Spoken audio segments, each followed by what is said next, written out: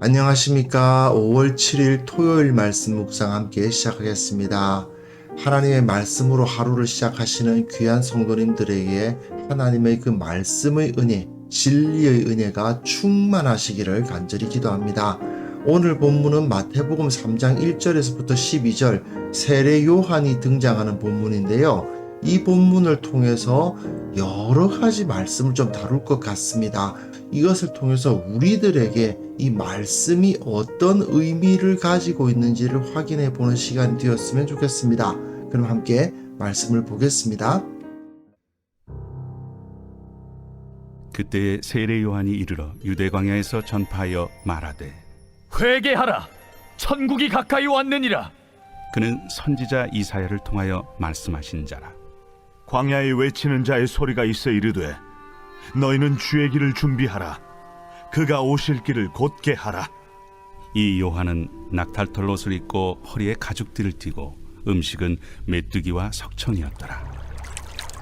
이때 예루살렘과 온 유대와 요단강 사방에서 다 그에게 나와 자기들의 죄를 자복하고 요단강에서 그에게 세례를 받더니 요한이 많은 바리새인들과 사두개인들이 세례 베푸는 데로 오는 것을 보고 독사의 자식들아, 누가 너희를 가르쳐 임박한 진노를 피하라 하더냐. 그러므로 회개에 합당한 열매를 맺고 속으로 아브라함이 우리 조상이라고 생각하지 말라. 내가 너희에게 이르노니 하나님이 능히 이 돌들로도 아브라함의 자손이 되게 하시리라.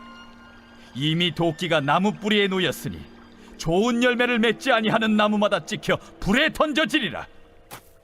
나는 너희로 회개하게 하기 위하여 물로 세례를 베풀거니와 내 뒤에 오시는 이는 나보다 능력이 많으시니 나는 그의 신을 들기도 감당하지 못하겠노라. 그는 성령과 불로 너희에게 세례를 베푸실 것이요 손에 키를 들고 자기의 타작마당을 정하게 하사 알곡은 모아 곳간에 들이고 쭉정이는 꺼지지 않는 불에 태우시리라. 예, 말씀 잘 읽으셨습니까? 예수님이 누구신가에 대한 선포가 이제 앞부분에서 계속 진행되고 있는데요. 예수님에 대한 소개가 진행되고, 그리고 아브라함과 다윗의 자손이시다, 임마누엘이시다, 유대인의 왕이시다, 하나님의 아들이시다, 그리고 나사렛 사람이라 불리실 것이다, 이런 내용이 쭉 연결되고요.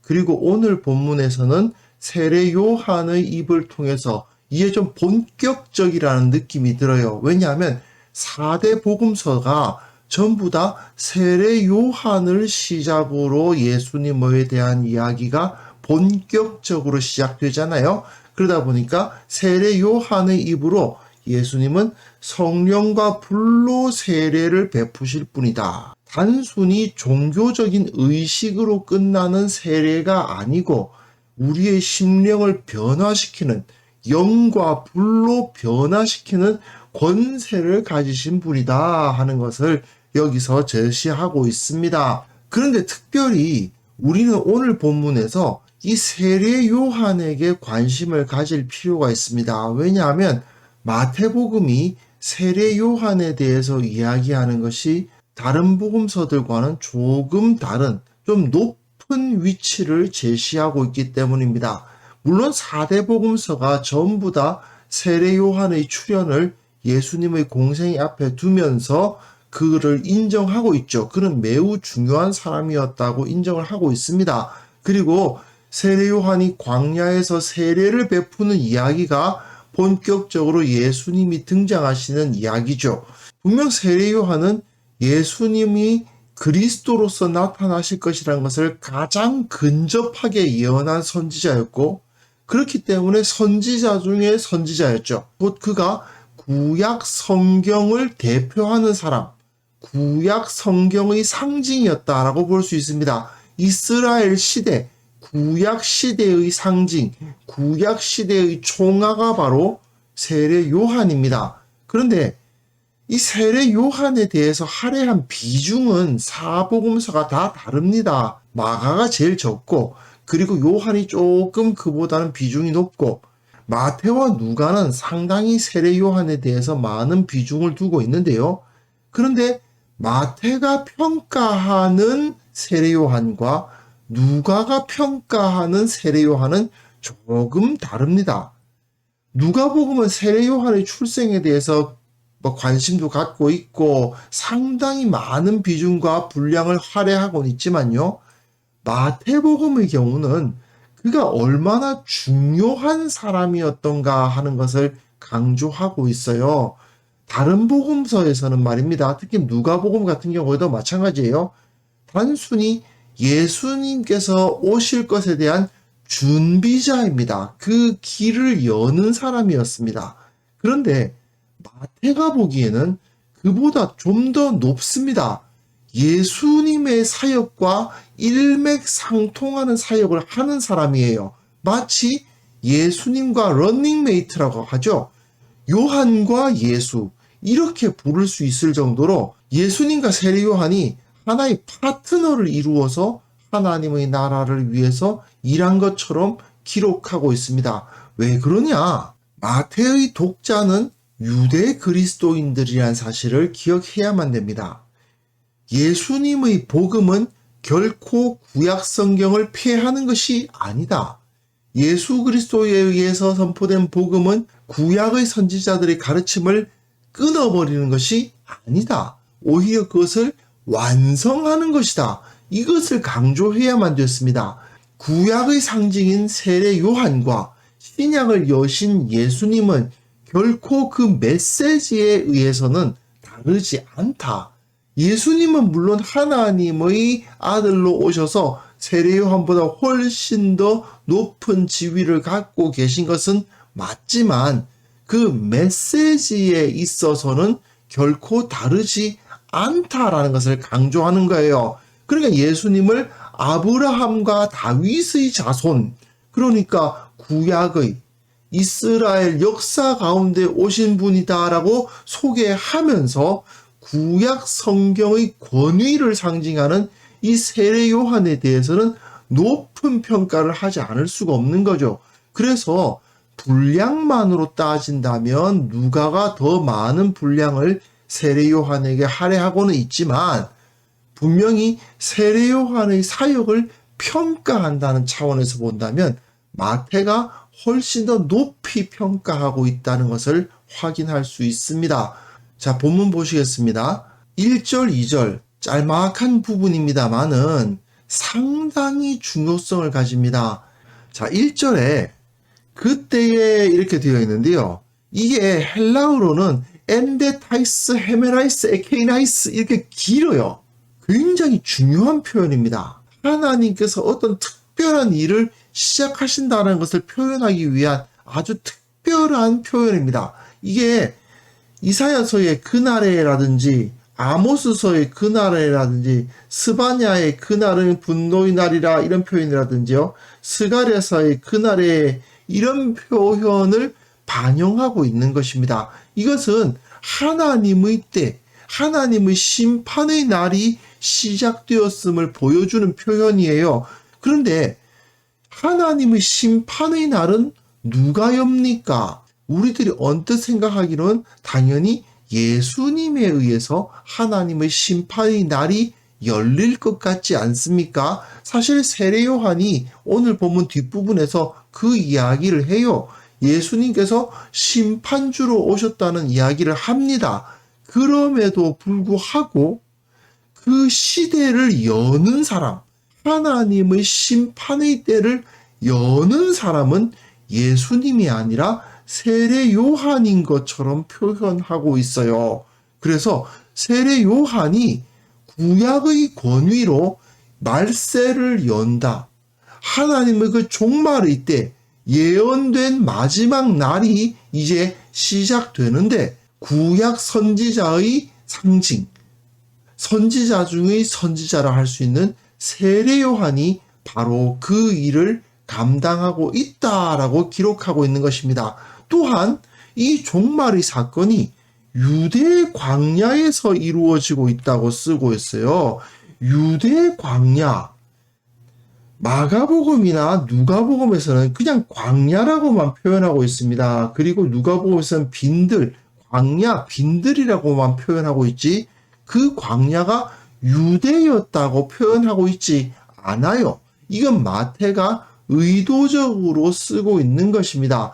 세례 요한이 사역했던 곳은 유대였다라는 것을 강조하면서 복음의 시작은 유대로부터 시작된 것이다. 유대 그리스도인들아, 너희들은 교회에서 소수파가 아니다. 외부인이 아니다. 복음이 시작된 원조가 바로 너희들이다 하는 것을 강조하고 있는 것입니다. 그뿐만 아닙니다. 세례 요한이 회개하라 천국이 가까웠느니라 이렇게 선포하고 있잖아요.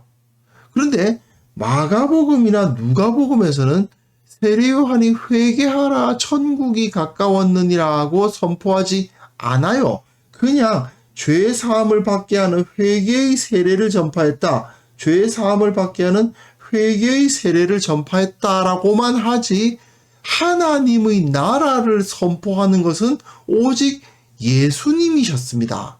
마가복음에서도 마찬가지고 누가복음에서도 마찬가지예요. 그런데 마태복음에서만 이 세례 요한이 천국을 선포하고 있습니다. 마태복음 4장 17절을 보시면요. 예수님께서 비로소 전파하여 이르시되 회개하라 천국이 가까이 왔느니라. 똑같아요. 세례 요한도 천국을 선포했고 예수님도 천국을 선포하는 모습을 볼 수 있습니다. 마가복음이나 누가복음에서는 아니거든요. 왜 이렇게 기록하고 있을까요? 마태는 하나님의 나라를 선포하는 일은 구약 성경에서도 이미 이루어지고 있었던 일이다 하는 것을 강조하고 있는 것입니다. 예수님에 의해서만 하나님의 나라가 시작된 게 아니다. 그럼 과거 구약 이스라엘은 하나님의 나라가 아니었느냐? 그렇지 않다는 것이죠. 구약 이스라엘은 하나님의 나라였다. 그래서 선지자의 대표인 세례 요한이 이렇게 천국을 선포하였고 또한 이후에 그 바톤을 이어받은 예수님께서 천국을 선포하신 것이다 라고 이야기를 해요. 그래서 구약과 신약이 하나로 이어져 있는 것이지 분리된 것이 아니다. 구약 시대 따로 신약 시대 따로 아니다. 예수님에 의해서 복음 시대가 되어서 구약의 율법을 부정하고 있느냐? 그게 아니다라는 거죠. 사실은 초대교회 때부터 예수님이 구약을 부정하셨다는 식의 이단들이 나타나기도 했거든요. 하지만 마태는 여기서 명확하게 이야기하는 것입니다. 구약 성경의 하나님이 우리 하나님이고 구약 성경의 말씀이 우리에게 주어진 하나님의 말씀이다 라고 가르치고 있습니다. 그리고 선지자 이사야를 통해서 말씀하신 자라 하고 세례 요한을 소개하고 있는데요. 이것은 다른 복음서도 마찬가지예요. 이사야 40장 3절인데요. 이것은 세례 요한에 대한 예언의 가장 중요한 예언이라고 할 수 있습니다. 이것을 제시하면서 하나님께서 그 말씀을 이루셨다라는 걸 선언하는 거죠. 그런데 마태가 강조하고 있는 것은 세례 요한은 지나간 옛것의 대표가 아니다. 새 시대를 여는 진리의 대표다.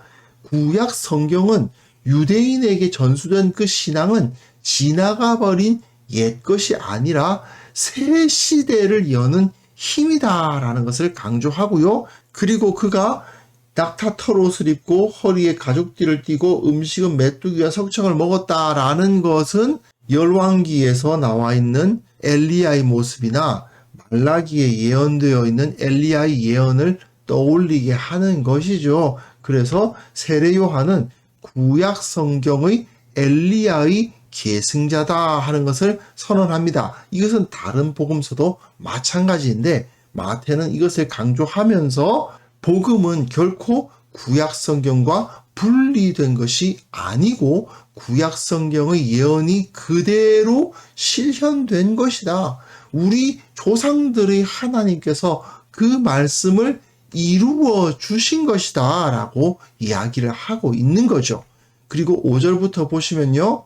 세례 요한의 모습은 사람들의 주의를 끌기에 충분하지 않았겠습니까? 특별히 그동안 말라기 이후로 선지자가 나타나지 않았는데 그 공백을 깨고 선지자가 나타난 거잖아요. 그러니까 사람들은 고무대에서 예루살렘과 온 유대와 요단강 사방에서 다 그에게 나옵니다. 이 역시 복음의 시작은 예루살렘과 유대였다는 사실에 대한 강조라고 볼 수가 있어요. 그런데 이것은 다른 복음서에서도 마찬가지로 인정하고 있는 거죠. 그런데 요한은 바리새인과 사두개인들을 독사의 자식들아 라고 외칩니다. 바리새인과 사두개인, 유대인의 지도자들 아닙니까? 이 사람들이 창세기의 뱀과 같은 존재라고 공격하는 것입니다. 뱀은 거짓말을 통해서 아담과 하와를 파멸로 이끈 존재죠. 바로 그 일을 바리새인과 사두개인이 하고 있다는 겁니다. 그런데 이런 공격은요, 사실은 누가복음에서는 나타나지 않아요. 누가복음에서는 세례받으러 나오는 무리에게 이르되라고 표현하고 있습니다. 모든 사람이 다 독사의 자식이다 이거예요. 그런데 마태는 바리새인과 사두개인들이 독사의 자식이라고 공격합니다. 이것은 이후에 마태복음에서 이 종교 지도자들이 이 일반 유대인들을 거짓되이 인도하고 있다는 것을 질타하시는 예수님의 모습을 볼 수 있거든요. 바로 이것과 일맥상통하는 것입니다. 예수님은 공생의 기간 동안 바리새인 사두개인들과 계속 대립하셨잖아요. 그런데 요한도 마찬가지로 바리새인과 사두개인과 대적을 했다라는 사실을 여기서 보여주죠. 요한은 구약 성경의 대표입니다. 선지자 중에 선지자예요. 그런데 구약 성경의 대표인 요한이 바리새인 사두개인과 이렇게 갈등을 벌였다. 만약 이 세례 요한이 바리새인과 사두개인과 잘 지냈다 이렇게 되면 어떻게 되겠습니까?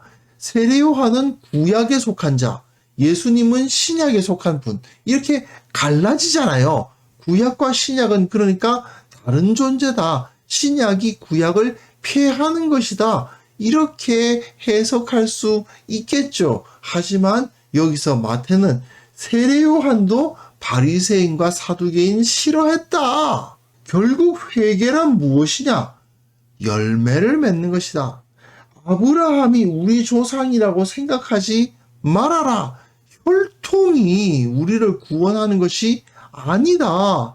믿음을 가져야만 우리에게 구원이 임하는 것이다 라고 강조하고 있죠. 그런데 이 부분은 누가복음하고 똑같습니다. 결국 복음의 핵심 부분은 이거예요.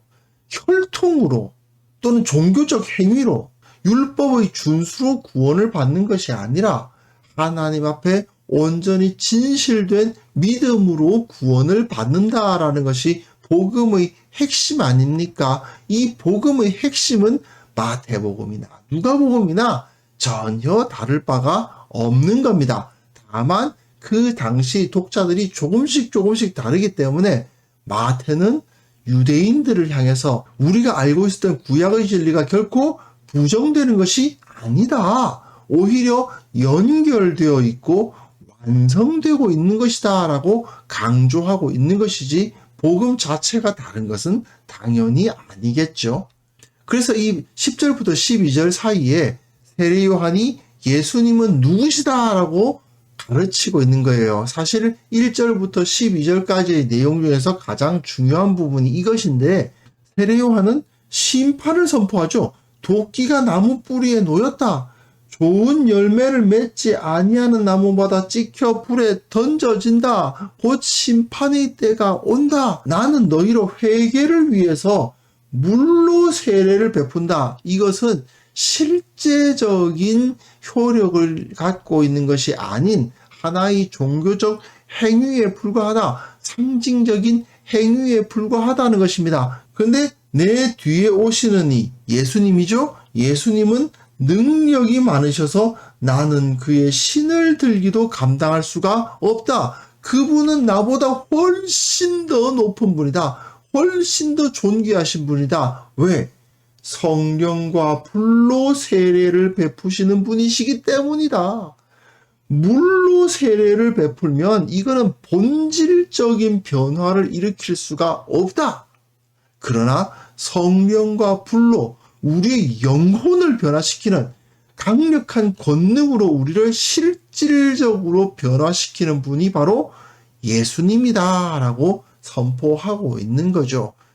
구약 성경의 가르침이 잘못된 게 아니라 구약 성경의 선지자들이 전해준 그 믿음이 틀린 것이 아니지만, 그러나 성령과 불로 우리의 마음을 변화시키는 권능을 나타내신 분은 예수님이시다 이거죠. 예전에는 옳은 말씀을 우리가 배울 수 있었어요. 하지만 옳은 말씀을 배운다고 해서 다 우리가 변화를 받고 주님의 말씀대로 살 수 있게 되었느냐? 그게 아니라는 거죠. 우리의 죄성을 이기지를 못했어요. 이것은 옳고 이것은 그르다는 것은 다 알고 있었는데 내 속에 있는 죄악에 대한 본성이 계속해서 그 그른 길로 우리를 인도해 갔다는 거죠. 하지만 이제 예수 그리스도를 믿는 믿음으로 말미암아 우리는 성령과 불로 세례를 받아서 변화를 받고 하나님의 나라에 합당한 자로서 살아갈 수 있게 될 것이다. 자, 마태가 소개하는 세례 요한의 사역을 살펴보면요. 하나님께서는 이 수천 년 동안 구속의 역사를 일관되게 하나의 원칙을 가지시고 거짓 없는 진리, 말씀의 원리로 진행해 오셨다는 것을 알 수가 있습니다. 하나님은 한 번도 이랬다 저랬다 하신 적이 없으신 거예요. 언제나 변함없이 구원의 역사를 한 걸음 한 걸음 진행해 가셨습니다. 마태가 그 당시 유대인 출신 그리스도인들에게 우리가 알고 있었던 하나님의 말씀이 폐해진 것이 아니야. 하나님은 동일한 걸음으로 동일한 말씀으로 우리에게 임재하셨고 동일한 원칙으로 그 구원의 역사를 이루고 계셔 라고 말하고 있는 것을 우리가 생각해 본다면, 아, 그렇구나. 하나님은 결코 변함이 없으시고 결코 이랬다 저랬다 하심이 없으시고 오직 나를 온전히 하나로 일관된 원칙을 따라 나를 구원하시고 이끌어 가시겠구나 하는 것을 알 수가 있는 것입니다. 그렇기 때문에 이 사실을 우리가 온전히 믿기만 한다면 세상에서 두려울 게 없습니다. 내 주변의 환경이 어떻게 변하든지 간에 사람들이 나를 어떻게 보든지 간에 정말 세상의 마지막 날이 찾아온다 하더라도 말이죠. 두려워할 게 없어요. 영원하신 하나님, 일관되게 구원의 역사를 진행해 오신 그 하나님이 우리와 함께 하시고 우리를 그 영원한 하나님의 나라로 인도해 주실 것이기 때문입니다. 사실 세상 살아가다 보면 여러 가지 우리를 두렵게 하는 소식들이 들리죠. 물가가 오른다더라. 전쟁의 소식도 들려오고 또 정치가 이러니 저러니 이러면서 참 우리의 마음을 탄식하게 하는 소식들이 들려오는 것은 사실입니다. 그리고 우리가 하나님을 온전히 의뢰하지 못하면 그것 때문에 두려움에 빠지기도 해요. 하지만 우리가 정말 하나님의 신실하심을 믿는다면 수천 년 동안 그 구원의 역사를 아무런 변함 없이 그 원칙을 따라서 진행해 오셨다는 것을 온전히 믿는다면 우리는 여기서 굳건하게 흔들림 없이 설 수 있을 것입니다. 중요한 것은 뭐냐 하면 이거죠. 하나님 앞에서 우리 죄를 회개하고 하나님 앞에 좋은 열매를 맺고 하나님께 영광 돌리는 삶을 살려고 노력하기만 하면 되는 것입니다. 그랬을 때 아무리 세상이 변하는 것 같고 아무리 세상이 우리를 두렵게 한다 하더라도 우리는 흔들리지 않을 수 있음을 이 시간 확인할 수 있었으면 좋겠습니다. 그래서 이 시간 함께 기도하실 때에 하나님의 변치 않는 진리의 말씀을 우리가 붙들 수만 있다면 세상을 두려워하지 않을 수 있고 오직 주님만 두려워하면서 죄로부터 떠나고 정결한 삶을 살아가기를 원합니다. 주여 우리를 도와주옵소서. 우리의 모든 예배와 우리의 모든 묵상이 주님 앞에 연락될 수 있도록 주님께서 우리에게 은혜를 베풀어 주옵소서. 함께 기도하는 시간을 갖겠습니다.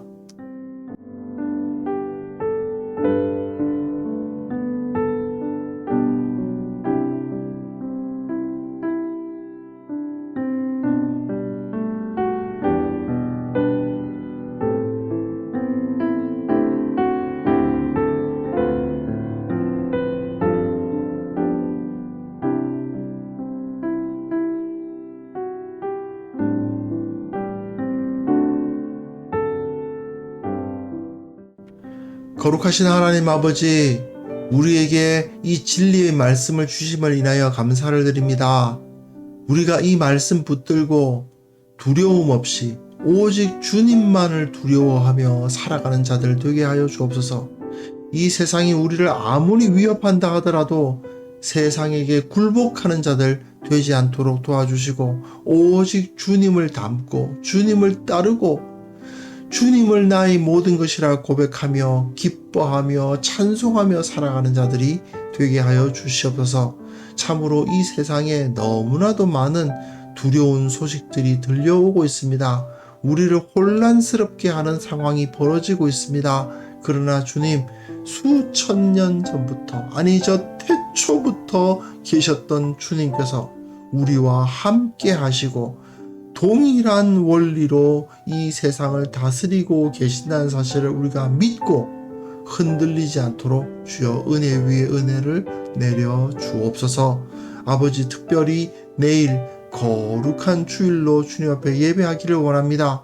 이 땅의 모든 교회가 예배를 회복할 수 있도록 도와주시고 그 예배의 시간 가운데 성령과 불로 주님께서 물붓듯이 부으시는 것을 체험할 수 있도록 도와주시고 참으로 그 예배를 통해서 온전히 하나로 연합하는 귀한 공동체가 이루어지게 하여 주옵소서. 오늘 하루도 주님께서 은혜 위에 은혜를 부어주시고 함께 하여 주시고 기쁨과 감사가 넘치는 하루가 되게 하여 주옵소서. 예수님의 이름으로 기도합니다. 아멘.